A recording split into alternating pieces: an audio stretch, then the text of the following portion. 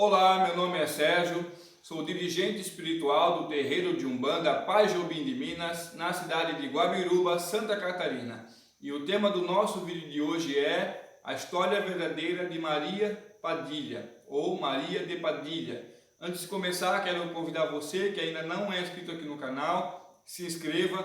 Não se esqueça de clicar no sininho para você ser notificado sempre que enviarmos um novo vídeo aqui no canal. Deixe o seu like, se você gostar, e se possível nos ajude compartilhando nossos vídeos na internet, nas redes sociais e também aí no grupo de WhatsApp de Umbanda que você participa ou no grupo do seu terreiro.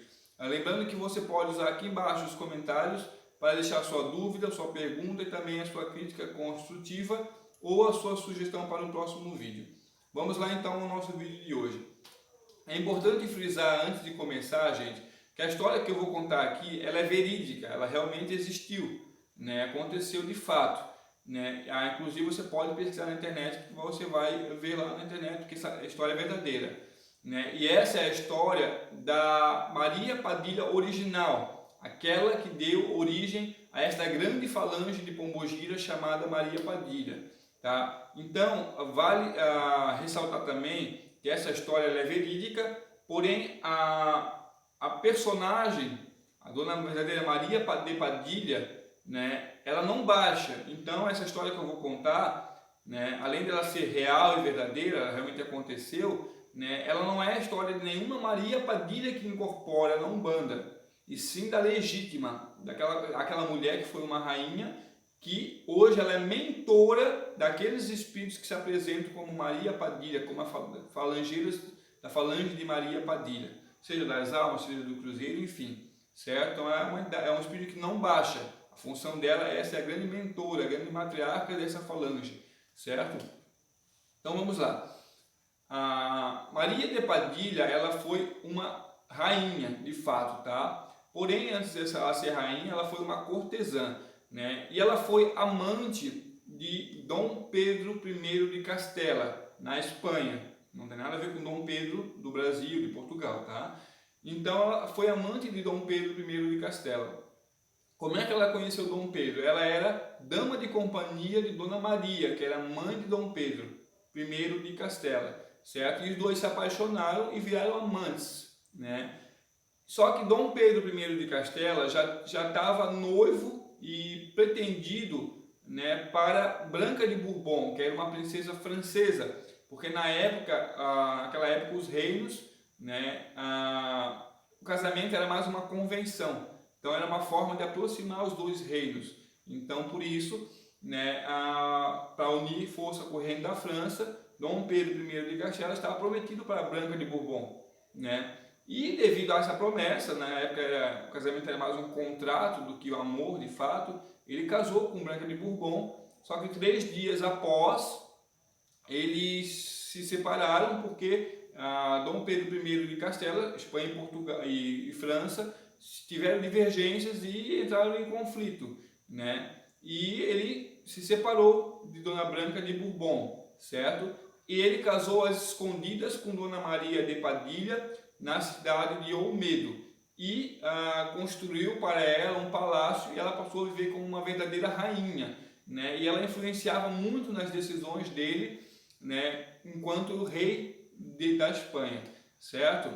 Ele realmente a amava, os dois se amavam muito, Porém ela morreu, Maria de Padilha desencarnou muito cedo. Ela nasceu no ano de 1334, mais precisamente em 15 de setembro de 1334, E ela desencarnou em julho de 1361 devido à peste bubônica ou à peste negra, que assolou, uma pandemia que assolou a Espanha naquele ano, certo?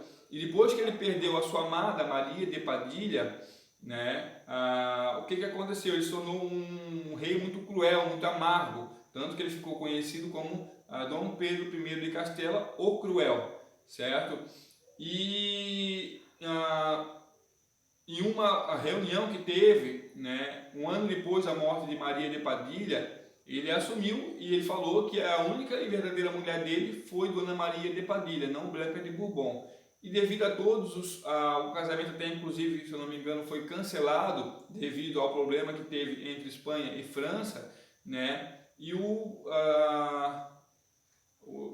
como é que é? Foi reconhecido, né, pela corte que realmente devido às circunstâncias de ele ter vivido realmente com Dona Maria de Padilha, né, e ele ter sido anulado o casamento dele com Branca de Bourbon devido às diferenças entre Espanha e França, né, ela foi aceita como realmente a verdadeira esposa de Dom Pedro I de Castela, certo? E assim, né, os restos mortais dela, que foram enterrados em Astudillo, né, que é um convento fundado por Dona Maria de Padilha, quando ela foi realmente, um ano depois da morte dela, decretada como a verdadeira esposa de Dom Pedro I de Castela, né, e considerada rainha da Espanha, né, mesmo que ela já tenha sido morta, né, os restos mortais dela foram translados e até hoje estão sepultados na Capela dos Reis, né, na Catedral de Sevilha,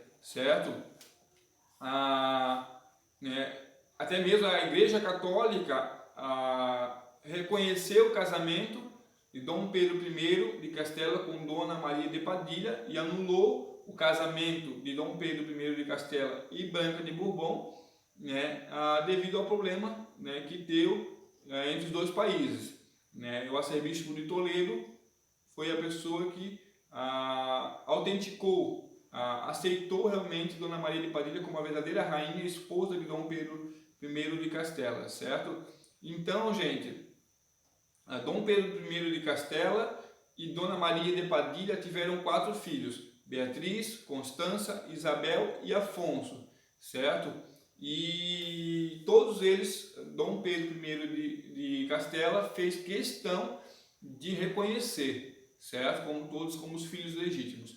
Então essa é a história dessa grande rainha, né? E a função dela depois de morta como espírito, né, foi realmente orientar, ser a grande matriarca dessa falange de espíritos que se manifestam como da falange de Maria Padilha, certo, gente? Então existiu realmente a primeira Maria Padilha, a original, né, que foi Maria de Padilha, né, da Espanha, certo? Então esse foi o nosso vídeo de hoje, espero que vocês tenham gostado, né, que Dona Maria de Padilha possa abençoar a todos. Eu estou fraterno a todos, um forte abraço, axé.